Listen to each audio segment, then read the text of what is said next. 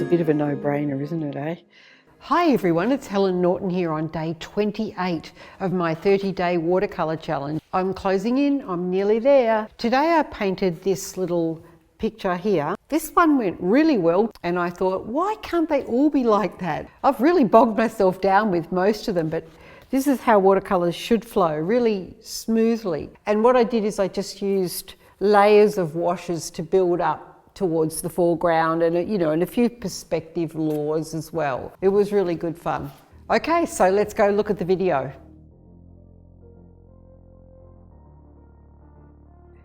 Day 28, I'm going to do this path, which is kind of like a little bit like the pine forest up the back of where I live, but with some native forest or some really stark gum trees here, just working with some perspective lines.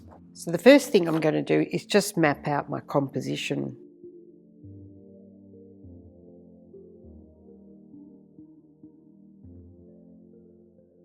I want to keep it simple.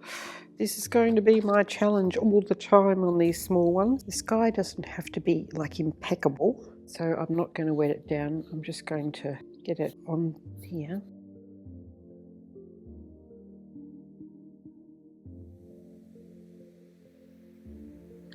The next thing, keeping it simple, is I want to have some distant trees, mountains, something. So distance with this ultramarine and a tiny bit of mauve.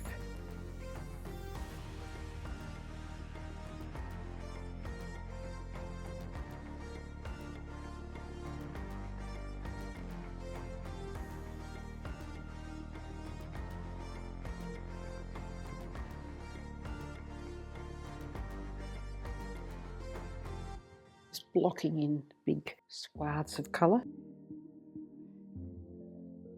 This will change, but this will be the, I guess you could say, the under colour here, and this will also have the same sort of warm undertones here.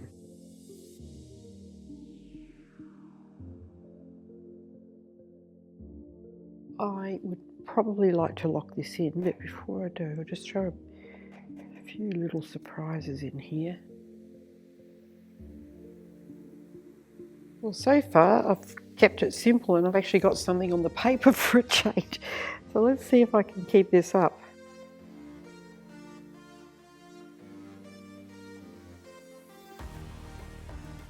I'll bring that into sensibility later, but I do know I'm going to have a quite dark shadow here, so I could probably just start mapping that in now.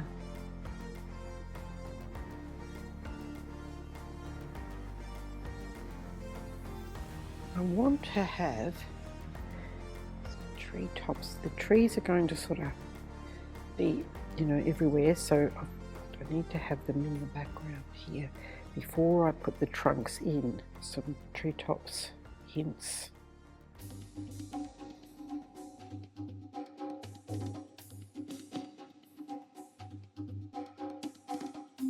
Alright, so I'm going to do some distant tree trunks that are going to be a little bit pale in the background, a bit pale.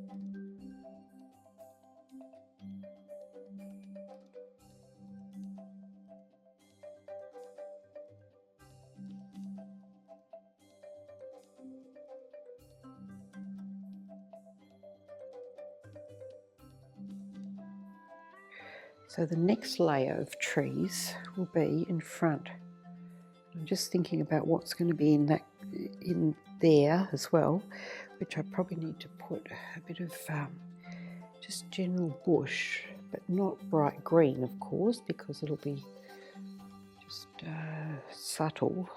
I just want an olivey sort of green, so I'll use a bit of that Australian leaf green.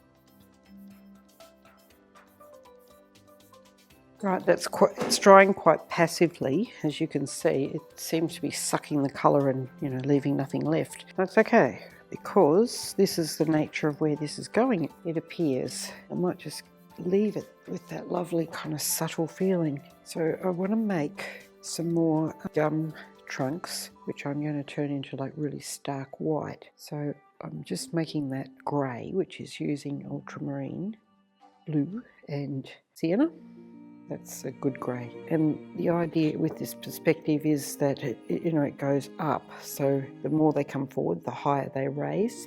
So right down the front, they'll go right off the page.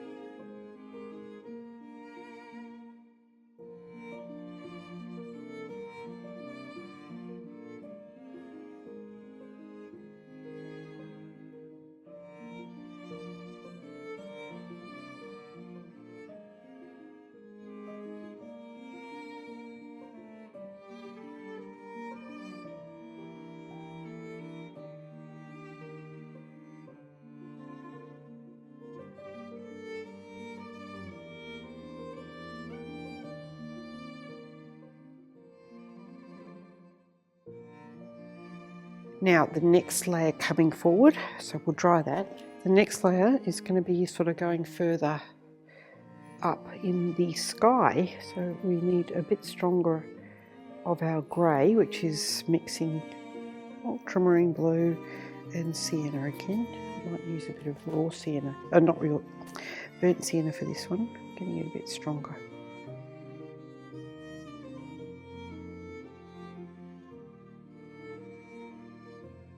Back to the white. Now I need to get this in pretty quickly.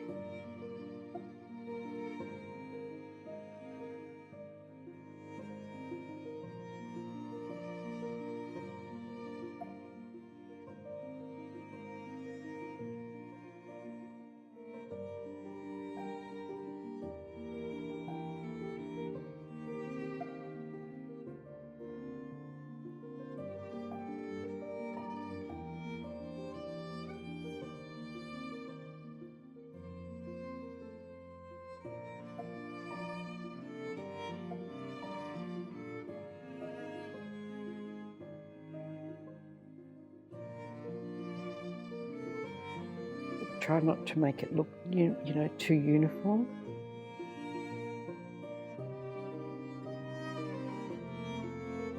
What I'll do is I'll start with a big tree in the foreground.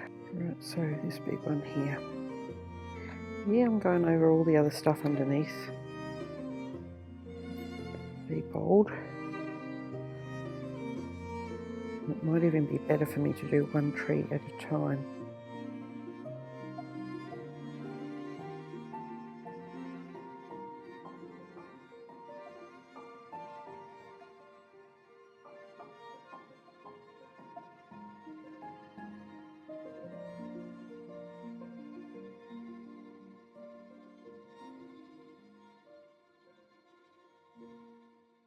So much harder on a small piece. I did this kind of idea on a larger canvas with oil. When you're trying to do it on a tiny piece of watercolor paper, it is a lot harder, but it does test your skills. Principles are still the same.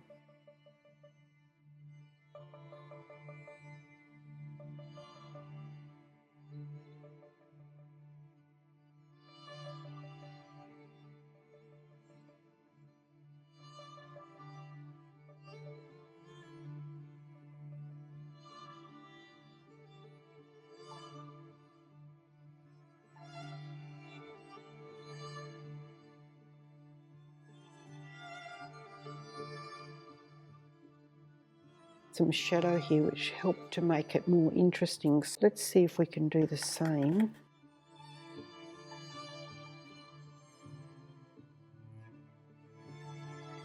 Whack some of that into this area here. It's probably the right colour, so I'll get some more. So that was burnt sienna, crimson and ultramarine. Right.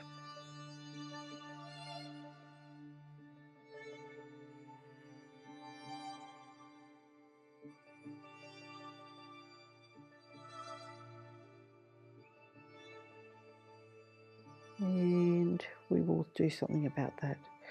I'm just trying to work out what we're going to do with this, whether we have like a build-up of sort of, you know, bushes or something here as it goes into the forest.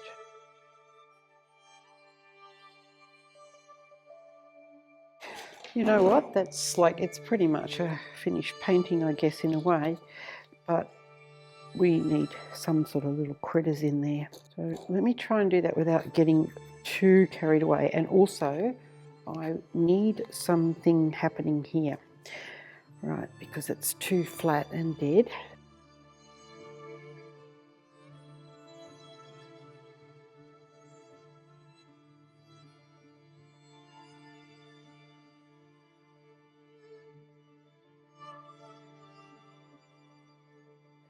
Use this brush, which is, and lighten it up a little bit lighter. Make it kind of just a bit of interest in there. I don't mind having it just completely flat, but I think it's just a little too flat. I don't want to like jump out like a candy store in there. That's not what we're after. Just some light in the shadow. Red in there. Yeah, that's better. Look at that. A little bit of red. It'll probably dry invisible, but let's give it a try.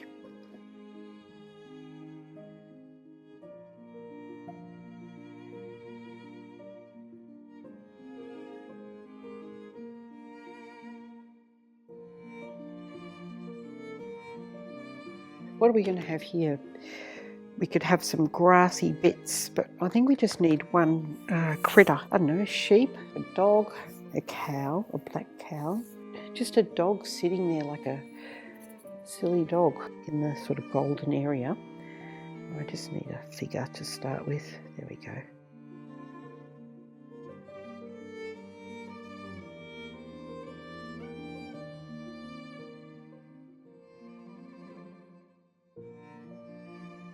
Oh gosh, I just feel like zooming, you know, with a mouse to paint it. Oh, this is so small, but it's a little tiny thing that makes a difference to a picture, you know, a little bit of life.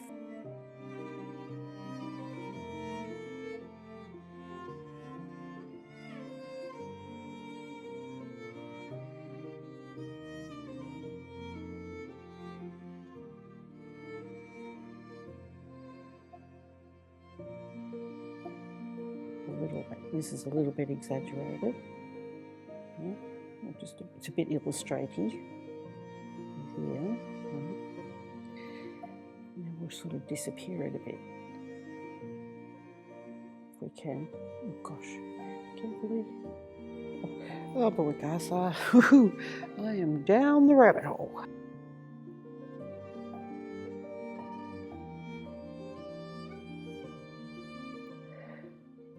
Just sort of set him off. He's already in the shadows, but let's just do this. There we go. That just locks him down a bit more and isolates him a bit more. Oh yeah, that's nice. The risk of minutia, we need just to sort of, this has to kind of make a bit more sense at the foreground. And then this is actually going to be finished. This will be a record breaker for me recording, I can tell you. It just doesn't work here. First I'm going to just build that up a bit like that. This is just the foreground. I need to sort of ease it or just make this sort of consistent up the path. The trouble is if I do things like grass and that, it's going to really, you know, jump up the minutia.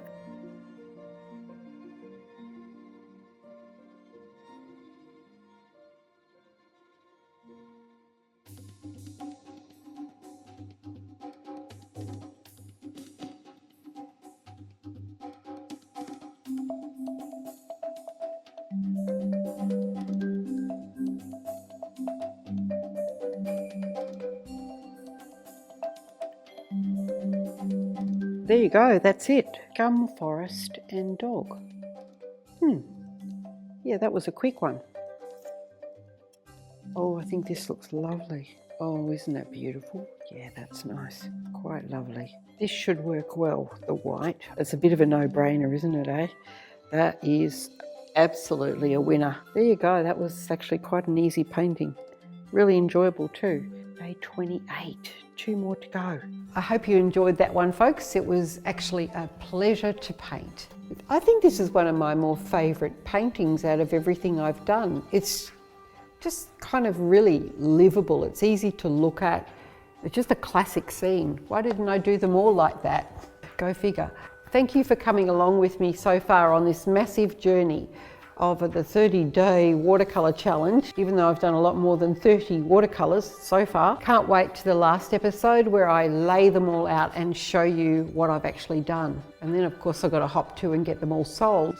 In the meantime, don't forget to subscribe if you feel like it, and I'll put the full playlist down below and on the last video on the end screen. So if you haven't caught up, go through. There's lots and lots of material there. So if you want a bit of a preview, jump on to my channel and look at my shorts over the last 30 days, because the shorts I've made for these videos are really like a little mini preview, like really fast forward preview of what the actual painting is about. So it does give you a really good little glimpse into what's in there. All right, I'm heading off and I'll see you tomorrow for day 29.